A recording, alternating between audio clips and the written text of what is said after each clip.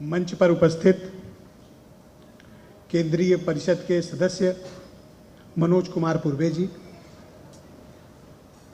NIRC के chairman और बेहद डायनामिक, जिनकी हिंदी मुझे लगता है मुझसे ज़्यादा बेहतर होगी, Santosh Pandey ji, regional council member Jatin Singhal sahab. जब ये बोल रहे थे तो मुझे लग रहा था कि बोर्ड मीटिंग को एड्रेस कर रहे हैं, अनस्टॉपेबल और बेहद शानदार बोले। मनप्रीत सिंह जी भी इस कार्यक्रम में मौजूद हैं, आकाश जायसवाल जी और मेरे मित्र मोहित चंद्र शर्मा जी। इसके अलावा अन्य मंच पर उपस्थित भारतीय कंपनी सचिव संस्थान के वरिष्ठ पदाधिकारीगण, उत्तर भारत क्षेत्रीय परिषद के सदस्यगण, विभिन्न कंपनियों से आए हुए सचिवगण, युवा प्रोफेशनल्स, स्टूडेंट्स, देवियों और सज्जनों, भारतीय कंपनी सचिव संस्थान के इस उत्तर भारत क्षेत्र परिषद की सालाना कॉन्फ्रेंस में मुझे बुलाने के लिए मैं आप सबका बहुत आभार प्रकट करता हूँ। मुझे मुख्य अतिथि के रूप में बुलाने का आपका चयन थोड़ा मुझे असामान्य लगा। एक पत्रकार का कंपनी सचिवों के सालाना कार्यक्रम में आमंत्रण असामान्य लगा, लेकिन फिर मुझे लगा ये बेहद अर्थपूर्ण होगा। अर्थपूर्ण इस दृष्टिकोण से कि आप बोर्ड्स की मीटिंग में मिनट्स तैयार करते हैं और हम न्यूज़ रूम में हेडलाइन बनाते हैं। इस कारण हमारा आपका प्रोफेशन एक ही दिशा में बढ़ता है। भारत के कंपनी सचिवों का और पत्रकारों का एक बेहद खास रिश्ता है, और यह रिश्ता है विश्वास का, भरोसे का। हमारे आपके पेशे की जो सबसे बड़ी समानता है वो है विश्वसनीयता। एक पत्रकार अगर अपनी विश्वसनीयता को खो देता है तो वो सिर्फ प्रोपेगेंडा या शोर में तब्दील हो जाता है, और एक कंपनी सचिव अगर अपनी विश्वसनीयता खोता है तो वो फिर कानून के साथ ही नहीं, कंपनी के साथ ही नहीं, बहुत बड़ी संख्या में लोगों के साथ अन्याय करता है।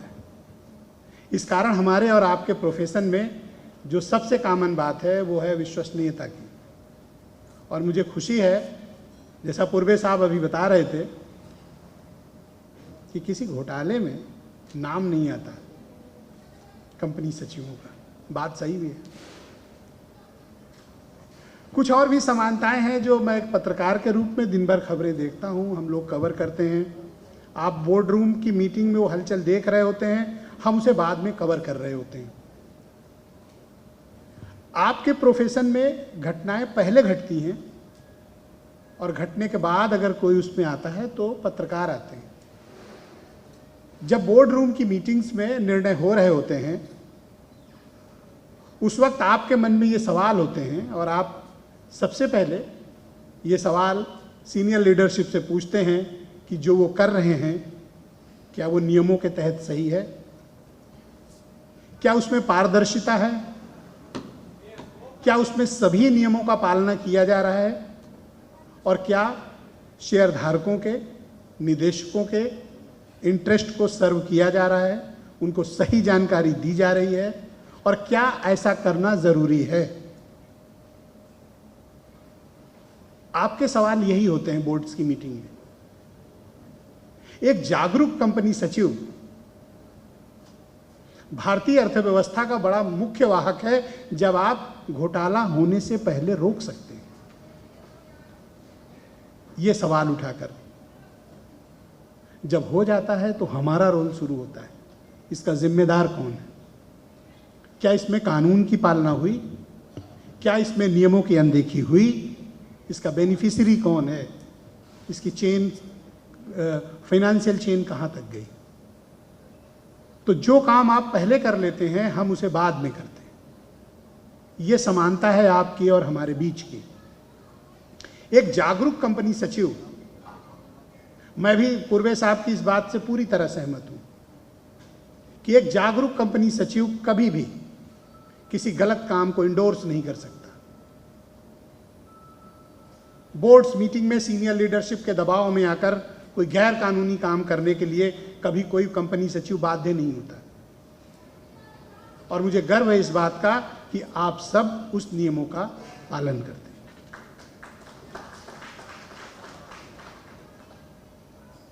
बहनों भाइयों, आपका प्रोफेशन थोड़ा समाज से कटा हुआ प्रोफेशन है।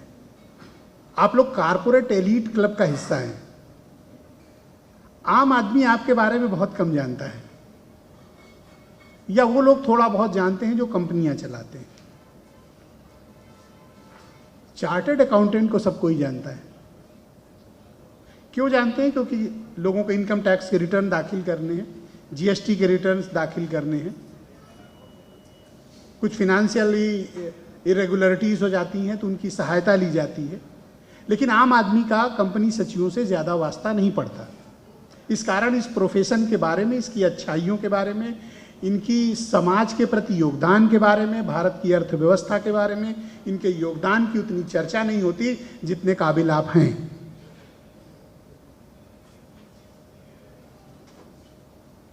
कंपनी सेक्रेटरीज का काम सिर्फ कंप्लायंस ऑफिसर का नहीं होना चाहिए, ऐसा मेरा मत है। कंपनी सेक्रेटरीज गुड गवर्नेंस के और गवर्नेंस कंप्लायंस के बहुत बड़े वाहक हैं। और मैं बल्कि एक सुझाव भी दूंगा कि जब भी बोर्ड्स की मीटिंग हो, जो सीनियर सेक्रेटरीज हों वो अपने साथ युवा प्रोफेशनल्स को भी ले जाएं और सीनियर लीडरशिप से उनसे सवाल पूछने दें, जैसा कि जफर मुझसे हमेशा पूछते हैं। पूछते हो कि नहीं पूछते हो? ये हमारी कंपनी के सेक्रेटरी। युवा प्रोफेशनल्स को आप थोड़ा सा और इनलाइटन करिए, उनको सवाल पूछने दीजिए, क्योंकि अनकंफर्टेबल क्वेश्चन आने वाले समय में कोई विपरीत परिस्थिति आपके समक्ष उत्पन्न नहीं कर पाएंगे। तो मुझे ऐसा प्रतीत होता है कि यंग प्रोफेशनल्स को आगे बढ़ाने के लिए हमारे कंपनी सचिवों को इस दिशा में गंभीर पहल करने की ज़रूरत है और खुले मन से उनको अपने सवाल मैनेजमेंट के समक्ष, लीडरशिप के समक्ष रखने का मौका मिलना चाहिए। 2-3 चुनौतियां हैं जिनका जिक्र मैं आपके साथ करना चाहता हूं। चूंकि मैं एक पत्रकार हूं और आप कंपनी सेक्रेटरी हैं, आप जिस नज़रिए से खुद को देखते हैं और आपको जिस नज़रिए से हम देखते हैं, दोनों में बड़ा अंतर है। मैं खुद भी कंपनी चलाता हूं, लेकिन मैं कंपनी सेक्रेटरीज की भूमिकाओं के बारे में एक आउटसाइडर के रूप में आपसे अपने कुछ विचार साझा करना चाहता हूं। बहनों भाइयों, जो सबसे इस वक्त बड़ी इश्यूज हैं वो है कंप्लायंस का, समयबद्धता का। कंप्लायंस इतना ज़्यादा बढ़ गया है कि वो सिर्फ टिक बॉक्स तक चीज़ें नहीं रह गई। और मैं आपसे निवेदन करूंगा कि आप लोग कंप्लायंट ऑफिसर मत बनिए, सिर्फ कंप्लायंस का काम ही मत करिए। इस चुनौती से कैसे निपटा जाए, कि कंप्लायंस को कैसे आसान किया जाए और कंप्लायंस करते वक्त किन किन सावधानियों को बरता जाए। आपकी द्वारा की गई एक गलती न सिर्फ कंपनी की प्रतिष्ठा को धूमिल करेगी, आर्थिक रूप से कंपनी को नुकसान पहुंचा सकती है और कुछ ऐसी घटनाएं भी उसमें हो सकती हैं जो इरिपेरेबल हो। तो आपको कंप्लायंस के वक्त बेहद सावधानी की ज़रूरत है। 4-5 वर्ष पहले ऐसी एक कमी का शिकार हम सब हुए और हमें उसमें बहुत बाधाओं का सामना करना पड़ा। यह मैं अपने अनुभव से आपको कह रहा हूँ। हो सकता है कि आप लोग 99.99% सही रहते हों, लेकिन कंप्लायंस के वक्त बहुत सावधानी की आवश्यकता है ताकि आप अपने क्लाइंट को अपने पेशे के साथ एक बहुत ही जिम्मेदार तरीके से उसे निभा सकें। दूसरी चुनौती मैं मानता हूं कि इस वक्त के जो बदलते हुए नियम हैं, लगातार अमेंडमेंट्स हो रहे लॉज हैं, विनियम है, सूचीबद्धता है, शेयर मार्केट के कॉम्प्लिकेशंस हैं और लगातार बदलते हुए कारपोरेट गवर्निंग लॉज, उनके साथ खुद को ढालना एक बड़ी चुनौती है। खुद को अपडेट रखना एक बेहद कठिन काम है। जब आप खुद ज्ञान से परिपूर्ण होंगे तभी आप सीनियर लीडरशिप को सही बात बता पाएंगे। आपको भाषा का जानकार बनना पड़ेगा।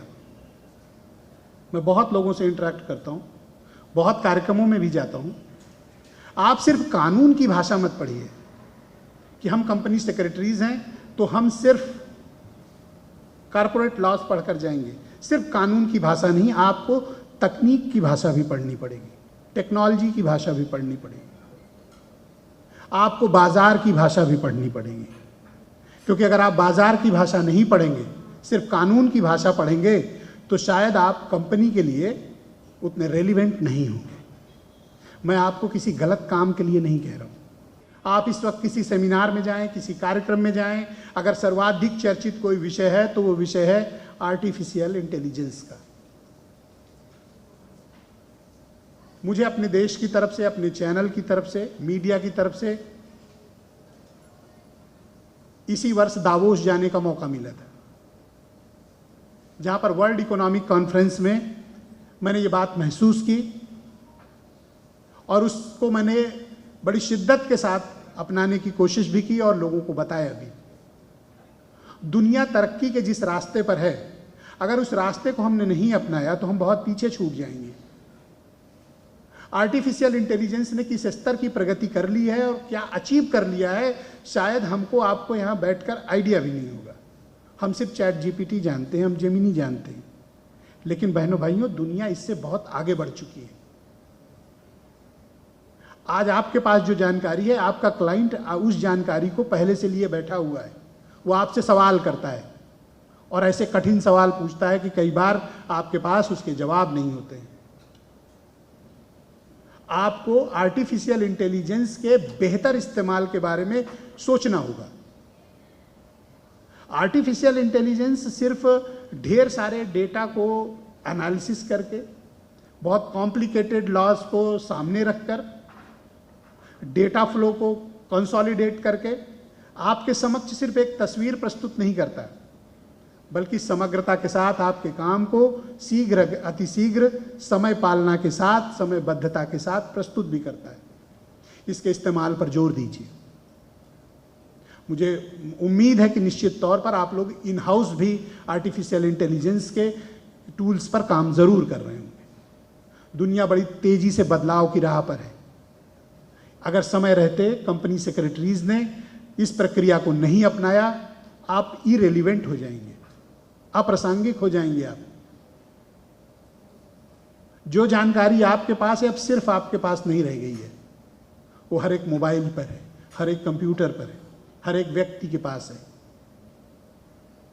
इसके इस्तेमाल पर जोर दीजिए, लेकिन सिर्फ इस पर निर्भर भी मत होइए, क्योंकि आर्टिफिशियल इंटेलिजेंस, उसमें निर्णय लेने का नैतिक साहस नहीं है, वो सिर्फ आपके भीतर है। आप उसका इस्तेमाल करिए, लेकिन इस जो आपका पेशा है और उस पेशे की नैतिकता है, वो मैनुअली ही हो सकती है। जो निर्णय आप करते हैं बोर्ड मीटिंग में, या जो सवाल करते हैं, उस सवाल में जो विवेक है, उस विवेक को मैनुअली ही लागू किया जा सकता है। तो मेरा आग्रह है कि आर्टिफिशियल इंटेलिजेंस के इस्तेमाल पर बहुत जोर दीजिए आप लोग। दावोस की एक समिट में दुनिया भर के company secretaries, chartered accountants, financial adviser, chief financial advisers की एक समिट हुई थी, और उस समिट में बताया गया था कि अगले 5 साल में इस प्रोफेशन में बहुत ज़बरदस्त बदलाव आने जा रहा है। आपके प्रोफेशन में इतना रैपिडली चेंज होने जा रहा है कि ड्राफ्टिंग की प्रक्रिया से आप बाहर होने वाले हैं। अब ड्राफ्टिंग के लिए कोई आप पर निर्भर नहीं रहेगा। ऐसे ऐसे टूल्स आ गए हैं, ऐसे ऐसे ज्ञानवान टूल्स हैं आर्टिफिशियल इंटेलिजेंस के, जहां पूरी कंप्लायंस करके वो प्रिंट आउट के साथ आपको दे देगा। आपकी आवश्यकता सामान्य ड्राफ्टिंग से अब ऊपर की है। आपको इसमें खुद को समृद्ध होना है। ऐसा मैं महसूस करता हूं, जो मैं अनुभव दूसरी जगहों से लेकर आया। बोर्ड मीटिंग की जो सबसे बड़ी समस्याएं हैं, जिसका मैं खुद भी शिकार रहा हूं और बहुत से लोग रहे होंगे, आप जब बोलते हैं, आप जब बताते हैं और आप जब नियमों के बारे में चर्चा करते हैं तो बड़े कॉम्प्लिकेटेड होते हैं, आप बड़े तकनीकी रूप से बात करते हैं।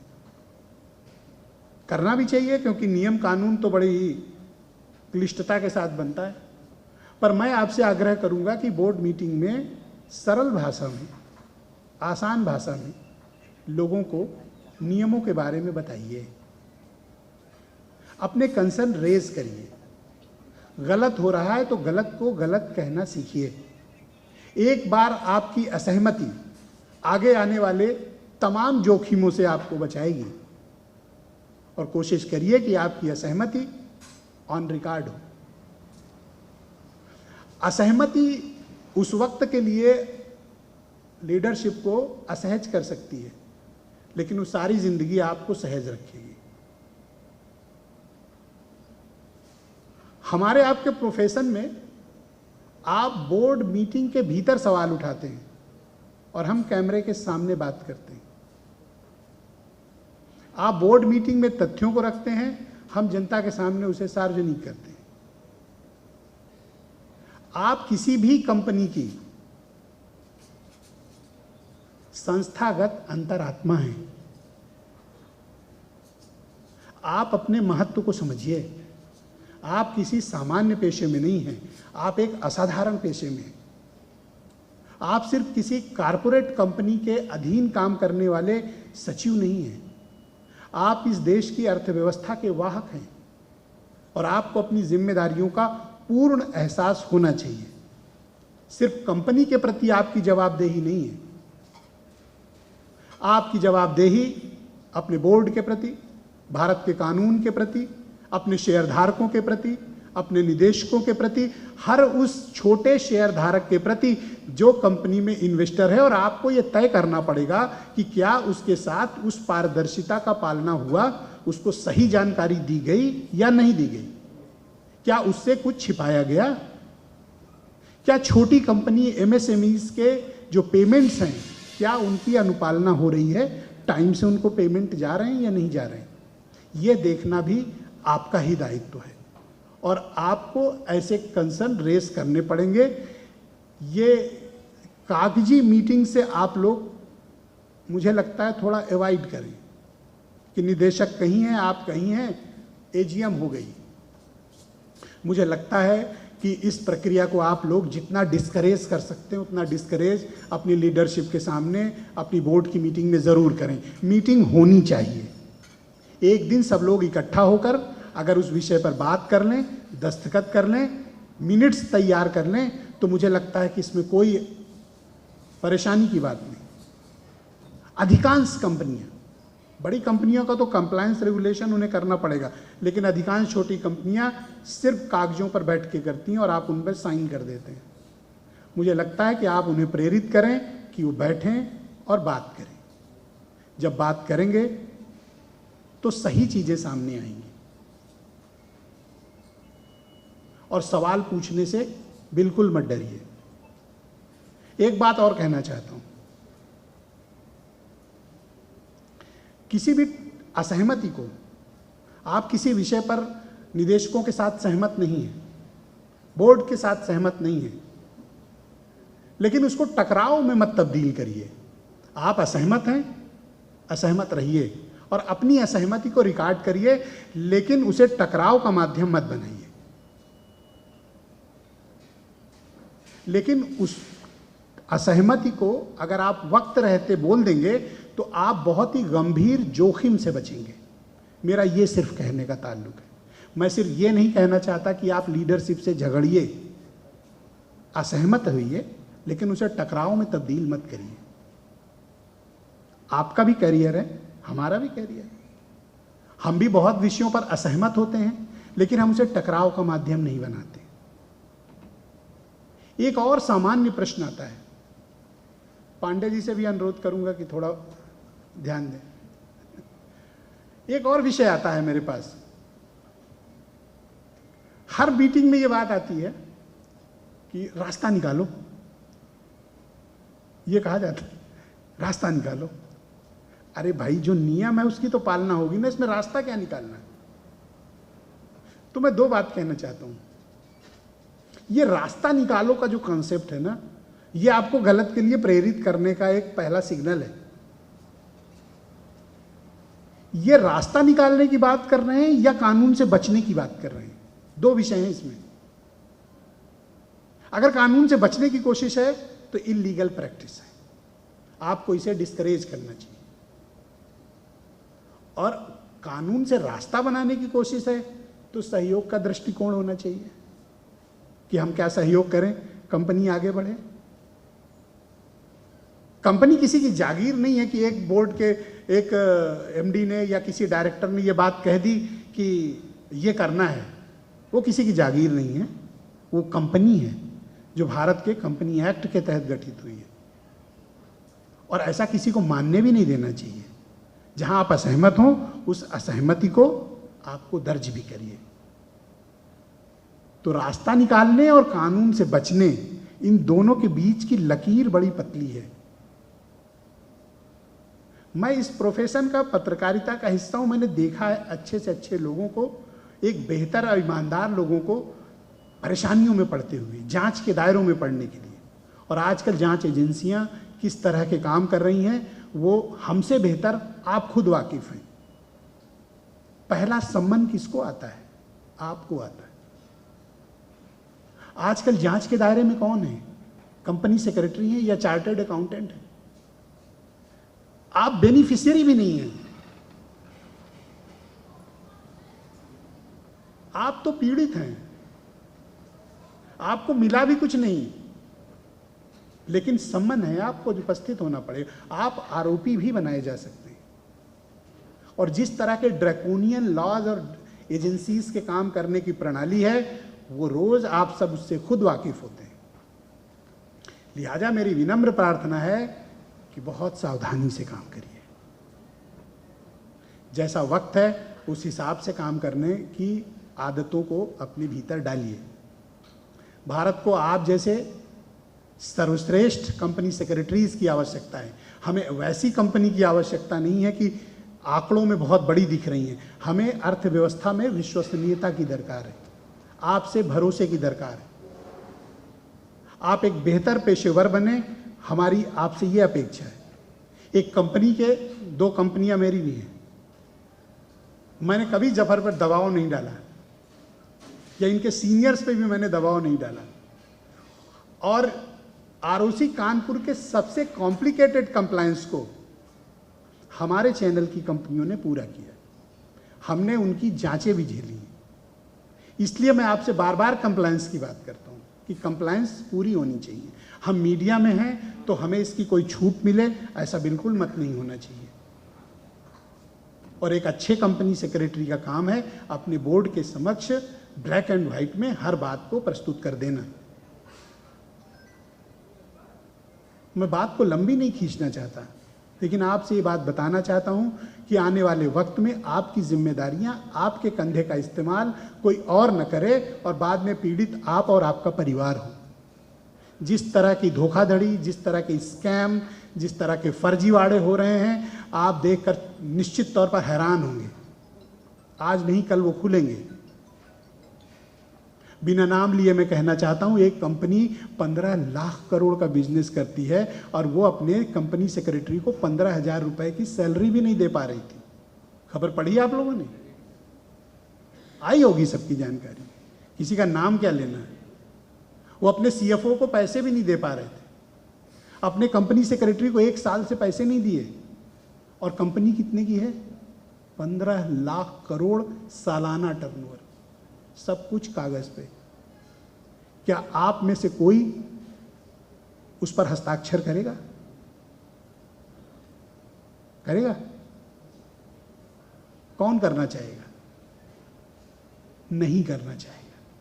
कई बार आपको लगेगा कि आपका करियर दांव पे है, लेकिन मैं आपसे कहना चाहता हूं, और जैसा पूर्वे साहब कह रहे थे, आपका करियर सुरक्षित है, बशर्ते आप कंप्रोमाइज्ड मत होइए, टकराव भी मत करिए, असहमत हो जाइए, ताकि जब कभी भी जांचें हों और हमारे जैसा कोई पत्रकार आपसे सवाल करे कि उस वक्त आपने क्या किया, तो आप मुझसे ये कह सकें आंख में आंख डालकर कि मैं असहमत था।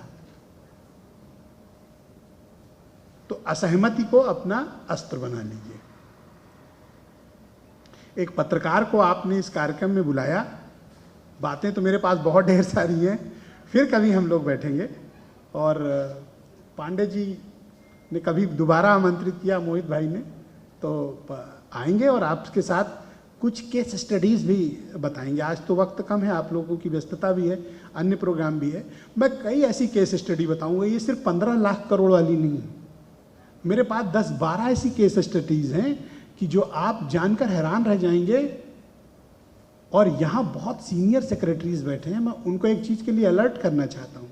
इस वक्त भारत में चाइनीज़ कंपनियाँ बड़े पैमाने पर शेल कंपनियों का निर्माण कर रही हैं। उसके कई मसले पिछले दिनों सामने आए हैं, आपके समक्ष भी आएगा वो प्रकरण। आप सावधानी करिए। वो भारत की एकता, अखंडता, भारत की अर्थव्यवस्था, भारत के नियम, भारत के कानून, इन सब के लिए बेहद ज़रूरी चीज़ है। आप कोई गलत काम मत होने दीजिएगा।